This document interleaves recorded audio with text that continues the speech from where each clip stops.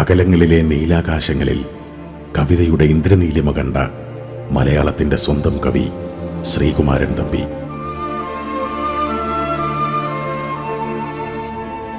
കവിതയുടെ നറുമുന്തിരിമൊട്ടുകൾക്കൊപ്പം ചലച്ചിത്രഗാനങ്ങളുടെ ചിന്താമരകളും മലയാളിക്ക് നൽകി. നോവലിസ്റ്റ്, തിരക്കഥാകൃത്ത്, ചലച്ചിത്ര സംവിധായകൻ, നിർമ്മാതാവ്, സംഗീത സംവിധായകൻ, അങ്ങനെ പോകുന്നു തമ്പിയുടെ പ്രതിഭയുടെ വൈവിധ്യമാർന്ന മുഖങ്ങൾ.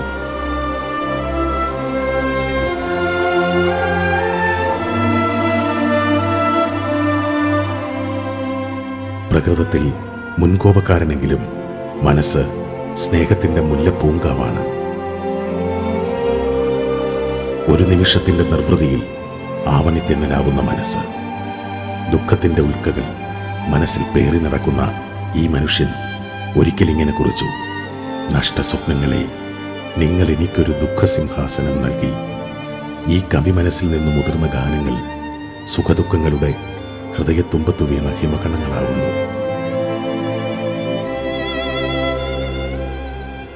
ഹൃദയസരസിലെ പ്രണയപുഷ്പമായും സ്വർണഗോപുര നർത്തകീ ശില്പമായും മണിക്കച്ചയഴിച്ചുവെച്ച പൊൻവെയിലായും ചന്ദ്രികയിൽ അലിയുന്ന ചന്ദ്രകാന്തമായും പൂത്തുലയുന്ന പൂമാനമായും സ്വർഗമെന്ന കാനനമായും രാക്കുയിലിൻ്റെ രാഗസദസ്സായും വാൽക്കണ്ണെഴുതിയ വനപുഷ്പമായും കവിമനസ്സു മാറുന്നു.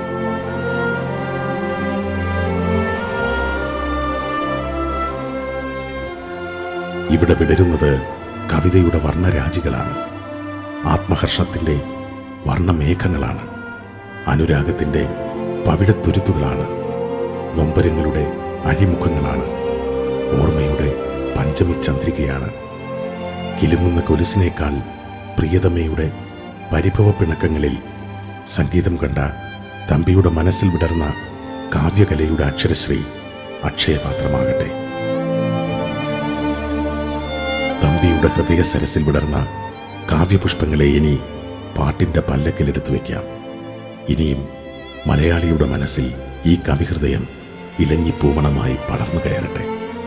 പുതിയ വിളിച്ചൊരു പടം സല്ലാച്ചിട്ടുണ്ട്. നല്ലൊരു അതിനകത്ത് ആദ്യമായിട്ട് ഞാൻ ഇപ്പോൾ എല്ലാവരും പറയുന്നത് സ്ത്രീയെ കൊണ്ട് അയ്യപ്പ ഭക്തിഗാനം പഠിച്ചത്.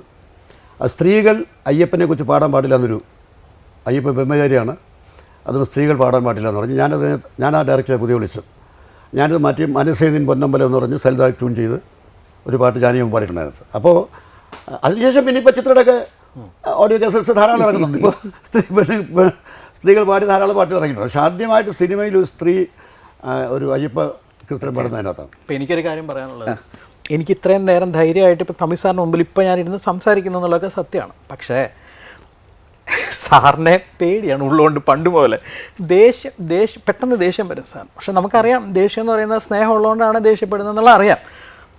എൻ്റെ ഒരു ജീവിതത്തിലെ ഒരു പ്രധാനപ്പെട്ട സംഭവം എന്ന് പറഞ്ഞാൽ, എൻ്റെ കല്യാണത്തിന് വന്ന അപൂർവം ചലച്ചിത്ര രംഗത്തുള്ള ആളുകളിൽ മൂകാംബിക ക്ഷേത്രത്തിലായിരുന്നു സാറ് എൻ്റെ കല്യാണത്തിന് വന്നിട്ടുണ്ട്. എന്തായാലും എനിക്ക് രണ്ടു തരത്തിലും എന്താണ്, കാരണം വനിത എൻ്റെ സിനിമയിൽ അഭിനയിച്ചിട്ടുണ്ട്.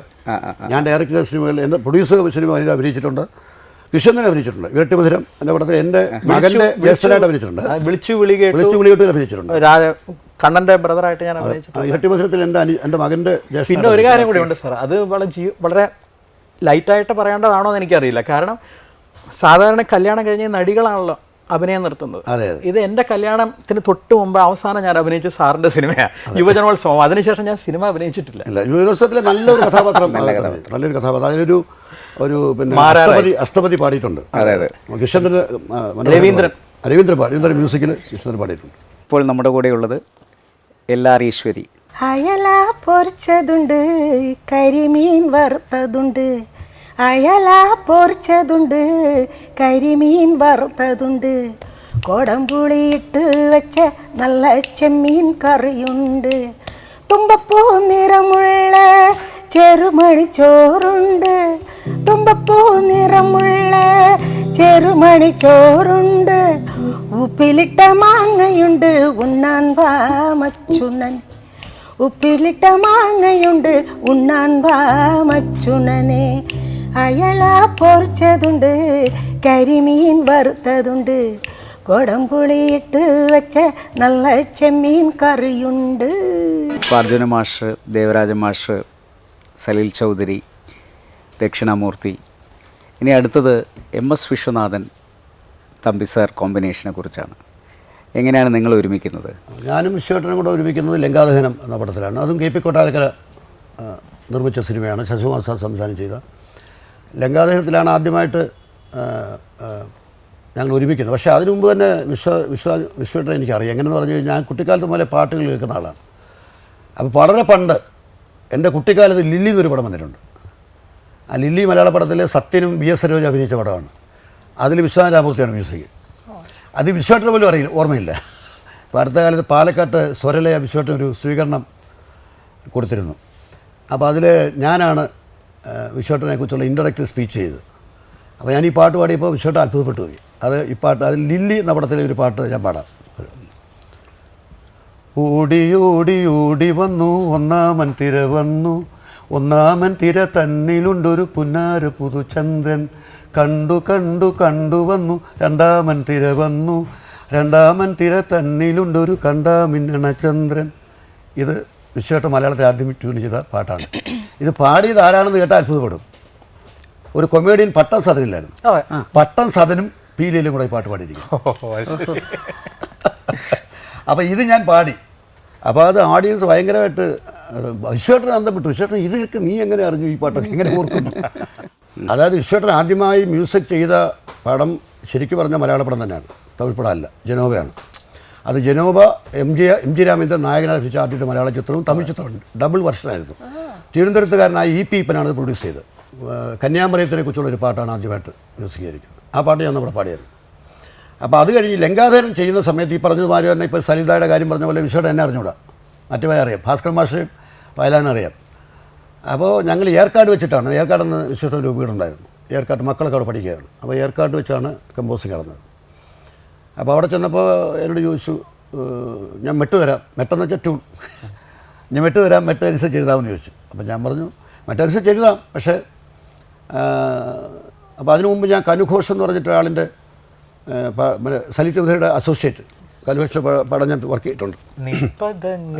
നിൻപദങ്ങളിൽ നൃത്തമാടും എൻ്റെ സ്വപ്നജാലം ഒരു അത് പക്ഷേ പടം ഇറങ്ങിയിട്ടില്ല, പക്ഷേ പാട്ട് ഞാൻ ചെയ്തിട്ടുണ്ട്, ട്യൂൺ ചെയ്തിട്ടുണ്ട്. അല്ല ആ സമയത്ത് നിൻപദങ്ങളിൽ നൃത്തമായിട്ടെന്ന് പറഞ്ഞാൽ ഞാൻ ആദ്യമായിട്ട് ട്യൂൺ അനുസരിച്ച് ചെയ്ത പാട്ട്, ജീവിതത്തിൽ ആദ്യമായി ട്യൂൺ ചെയ്ത പാട്ട് നിൻപദങ്ങളിൽ നൃത്തമായിട്ട് എൻ്റെ സ്വപ്നജാലം എന്നുള്ള പാട്ട്.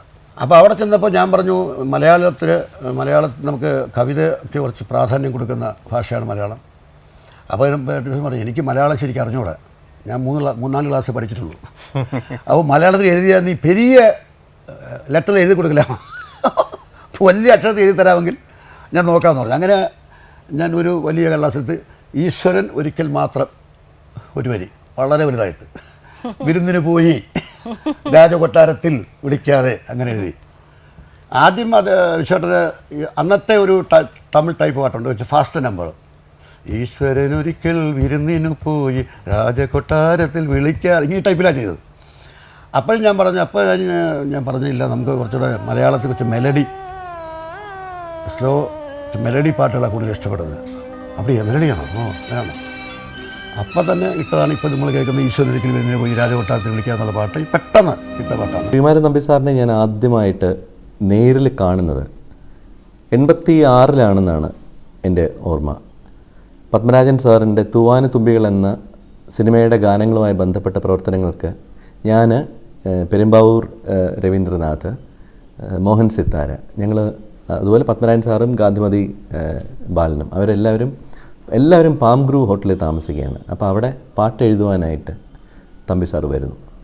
ഞാൻ അദ്ദേഹത്തിനെ ആദ്യമായിട്ട് കാണുമ്പോൾ എൻ്റെ മനസ്സിൽ കൂടെ കടന്നു പോകുന്നത് ഇദ്ദേഹത്തിൻ്റെ നിരവധി ഗാനങ്ങളായിരുന്നു. കാരണം ഞാൻ ഉൾപ്പെടുന്ന സംഗീത വാസനയുള്ള ഒരു തലമുറയെ അവരെ പാട്ടുകാരാക്കിയ നിരവധി ഗാനങ്ങളുണ്ട്. പാട്ട് അവർ പലരും എഴുതി, പാട്ട് കമ്പോസ് ചെയ്ത്, അങ്ങനെ മനോഹരങ്ങളായ ശബ്ദങ്ങളിലൂടെ പുറത്തു വന്ന് ഞങ്ങളെ പാട്ടുകാരാക്കിയ കുറേ പാട്ടുകളുണ്ട്. ഈ പാട്ടിലെല്ലാം എൻ്റെ മനസ്സിലൂടെ അലയടിക്കുകയായിരുന്നു. ശ്രീകുമാരൻ തമ്പി സാറിൻ്റെ പഴയ പാട്ടിനെക്കുറിച്ച് പെട്ടെന്ന് ഒരൊറ്റ എരിപ്പിന് പാടാൻ പറഞ്ഞാൽ നിർത്താതെ പാടാനായിട്ടുള്ള എത്രയോ പാട്ടുകൾ എൻ്റെ ഓർമ്മയിൽ നിന്ന് ചകഞ്ഞെടുക്കാൻ പറ്റും. എത്ര സുന്ദരി എത്ര പ്രിയങ്കരി എൻ്റെ ഹൃദയേശ്വരി ഒരു പാട്ട്. പൊൻവേൽ മണിക്കച്ചയഴിഞ്ഞു വീണു സ്വർണ്ണ പീതാംബരമുലഞ്ഞു വീണു ഹൃദയ സരസിലെ പ്രണയപുഷ്പമേ ഇനിയും നിൻ കഥ പറയൂ നീലനിശീധിനി നിൻമണിമേടയിൽ നിദ്രാവിഹീനയായി നിന്നു എൻ മന്ദഹാസം ചന്ദ്രികയായെങ്കിൽ എന്നും പൗർണമി വിടർന്നേനി എൻ സ്വപ്നരേണുക്കൾ രത്നങ്ങളായെങ്കിൽ. അങ്ങനെ തുടങ്ങി നിരവധി ഗാനങ്ങൾ. ഞാനീ പാടിയതെല്ലാം പ്രണയഗാനങ്ങളുടെ പട്ടികയിൽ ഉൾപ്പെടുന്നതാണ്. യാദൃശ്ചികമാണെന്ന് തോന്നുന്നു. ഞാൻ പാടുന്നതും അദ്ദേഹത്തിന് വേണ്ടി ആദ്യമായിട്ട് അദ്ദേഹത്തിൻ്റെ രചനയിൽ ആദ്യമായിട്ട് പാടുന്നതും ഒരു പ്രണയഗാനമാണ്. ഏതാണ്ട് 25 വർഷങ്ങൾക്കിപ്പുറവും അത് പാട്ടിഷ്ടമുള്ളവർ മൂളുമ്പോൾ വല്ലാത്തൊരു അനുഭൂതിയാണ് ഉണ്ടാവുന്നത്. ഒന്നാം രാഗം പാടി ഒന്നിനെ മാത്രം തേടി വന്നുവല്ലോ ഇന്നലെ നീ വടക്കുന്നാഥൻ്റെ മുമ്പിൽ പാടുവതും രാഗം നീ തേടുവതും രാഗമ ദേവനുമനുരാഗിയാം അമ്പലപ്രാവി. ഈ പാട്ടുമായിട്ട് ബന്ധപ്പെട്ട നിരവധി ഓർമ്മകൾ എനിക്കുണ്ട്. ഒരു നീണ്ടൊരിടവേളയ്ക്ക് ശേഷമാണ് വീണ്ടും സിനിമയിലേക്ക് അദ്ദേഹം തിരിച്ചു വരുന്നത്. അപ്പോൾ പത്മരാജൻ സാർ അദ്ദേഹത്തിൻ്റെ ഒരു വിദൂര ബന്ധവും കൂടിയുണ്ട്. എന്തോ സംസാരത്തിനിടയിൽ പെട്ടെന്ന് പത്മരാജൻ സാറുമായിട്ടൊരു അസ്വാരസ്യം ഉണ്ടാവുകയും തമ്പി സാർ അപ്പം തന്നെ പിണങ്ങി വെളിയിലിറങ്ങിപ്പോവുകയും ചെയ്തു. പിന്നെ എനിക്ക് ഓർമ്മയുണ്ട് പത്മരാജൻ സാറും പെരുമ്പാവൂർ രവിചേട്ടനും എല്ലാവരും കൂടെ വീട്ടിൽ ചെന്ന് അദ്ദേഹത്തെ അനുനയിപ്പിച്ചിട്ട് തിരിച്ച് അദ്ദേഹത്തെ കൂട്ടിക്കൊണ്ടുവരികയായിരുന്നു.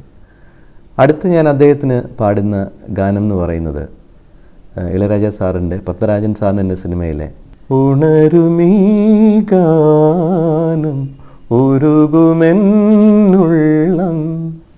ഈ സ്നേഹലാളനം നീ നീന്തും സാഗരം. ഈ പാട്ടുമായിട്ട് ബന്ധപ്പെട്ടും എനിക്ക് ധാരാളം മറക്കാനാവാത്ത സ്മരണകളാണുള്ളത്. അവിടെയും ഒരു ചെറിയ പ്രശ്നമുണ്ടായി. ഞങ്ങൾ ആദ്യം ഒരു കാറിൽ പത്മരാജൻ സാറും ഗാന്ധിമതി ബാലേട്ടനും ഞാനും എല്ലാവരും ഇളയരാജ സാറിനെ കാണാനായിട്ട് വന്നു. പക്ഷേ ശ്രീമാൻ തമ്പി സാറ് കുറച്ച് ലേറ്റായിപ്പോയി. അപ്പോൾ അന്ന് തെന്നിന്ത്യയിലെ ഏറ്റവും തിരക്കേറിയ സംഗീത സംവിധായകനാണ് ഇളയരാജ സാറ്. അദ്ദേഹത്തിന് അന്ന് വലിയ സെക്യൂരിറ്റിയൊക്കെ ഉണ്ട്. തമ്പി സാറ് വളരെ ലേറ്റ് ആവുകയും വെളിയിൽ വരികയും അവിടെ നിന്ന് തമിഴൻ സെക്യൂരിറ്റിക്ക് ഇത് ആരാണ് ഏതാണെന്നൊന്നും അറിഞ്ഞൂടാ തമ്പി സാറിനെ തടഞ്ഞു നിർത്തുകയും ചെയ്തു. അപ്പോൾ അദ്ദേഹം ഉറക്കെ അവിടെ നിന്ന് വഴക്കുണ്ടാക്കി. നിനക്കറിയാം, തമിഴിൽ പറയുന്നത് നിനക്കറിയാമോ, ഇയാൾ എൻ്റെ സിനിമയിൽ ഗിറ്റാർ വായിച്ചിട്ടുണ്ട്. ബഹളം എന്തോ നടക്കുന്നു എന്നറിഞ്ഞ് രാജാ സാറിൻ്റെ അടുത്ത് ആരോ എന്ന് പറയും. രാജാ സാറ് വരികയും പിന്നെ ഞങ്ങൾ കാണുന്ന രാജാ സാറെ കയ്യിൽ പിടിച്ച് അദ്ദേഹത്തിന് അകത്തേക്ക് കൊണ്ടുവരികയും ചെയ്യുന്നതാണ്. പ്രത്യേകിച്ച് ഒരു വിട്ടുവീഴ്ചയ്ക്കും തയ്യാറല്ലാത്ത ഒരു മനോഭാവമാണ് തമ്പി സാറിൻ്റെ. പക്ഷേ അതിനകത്ത് ഭയങ്കര ഒരു വല്ലാത്തൊരു വാല്യൂസ് ഉള്ള ഒരു മനുഷ്യനാണ് അദ്ദേഹം. വളരെ സ്നേഹമുള്ള ഒരു പ്രകൃതമാണ് അദ്ദേഹത്തിന്. പക്ഷെ അത് അറിയണമെങ്കിൽ അദ്ദേഹത്തെ അടുത്ത് ഇടപഴകിയാൽ മാത്രമേ സാധിക്കുള്ളൂ. പെട്ടെന്ന് നമ്മൾ അദ്ദേഹത്തെ കാണുകയും പരിചയപ്പെടുകയൊക്കെ ചെയ്യുമ്പോൾ ഒരു നിഷേധിയാണെന്ന് തോന്നി. പക്ഷെ നമ്മൾ വളരെ വിലപിടിപ്പുള്ളതെന്ന് കരുതുന്ന പല കാര്യങ്ങളും ഹൃദയത്തിൽ സൂക്ഷിക്കുന്ന ഒരു വ്യക്തിയാണ് തമ്പി സാറ്. അനിഷേധ്യമായിട്ടൊരു കാര്യം ഞാൻ പറയാം. പാട്ടെഴുത്തുകാരിൽ ആ ഒരു തലമുറയിലെ പ്രണയഗാനങ്ങളുടെ രാജകുമാരൻ എന്ന് പറയുന്നത് തീർച്ചയായിട്ടും ശ്രീകുമാരൻ തമ്പി സാറ് തന്നെയായിരുന്നു. വേനൽ മഴയിലെ ഒരു പാട്ട് പാണിയമ്മ പാടിയ പാട്ടുണ്ട്. ഈശ്വരമ്മ പാടിയ സൂപ്പർ ഹിറ്റ് ഒരു പാട്ടുണ്ട്. അയല പൊരിച്ചതുണ്ട്, കരിമീൻ വറുത്തതുണ്ട്, കൊടുമ്പുളിയെ കുടമ്പിട്ട്. അതെ, അത് ഞാൻ വെജിറ്റേറിയനാണ്. അപ്പോൾ അത് ഒരു വെജിറ്റേറിയൻ എഴുതിയ നോൺ വെജിറ്റേറിയൻ ഗാനമാണ്. ഏതു പന്തൽ ഏത് പന്തൽ ഏതു പന്തൽ കണ്ടാലും അത് കല്യാണ പന്തൽ, ഏതു മേളം കേട്ടാലും അത് നാദസ്വരമേളം, മുഹൂർത്ത നാള് പുലരുവാൻ നേർച്ച നേരും ഹൃദയമേ, മുഹൂർത്ത നാള് പുലരുവാൻ നേർച്ച നേരും ഹൃദയമേ, ഏതു പന്തൽ കണ്ടാലും അത് കല്യാണ പന്തൽ, ഏത് മേളം കേട്ടാലും അത് നാദസ്വരമേളം.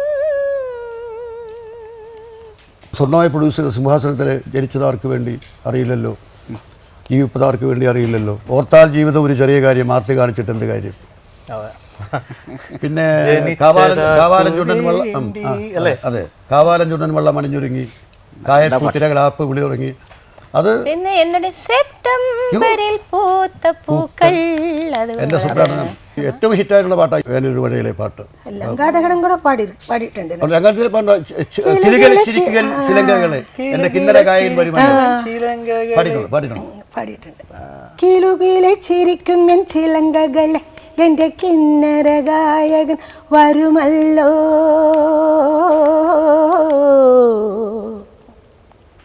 സംഗീതം ചൊരിയും എൻ ചിലങ്കകളെ എൻ്റെ ശൃംഗാര ഗന്ധർവൻ വരുമല്ലോ, എൻ്റെ ശൃംഗാര ഗന്ധർവൻ വരുമല്ലോ.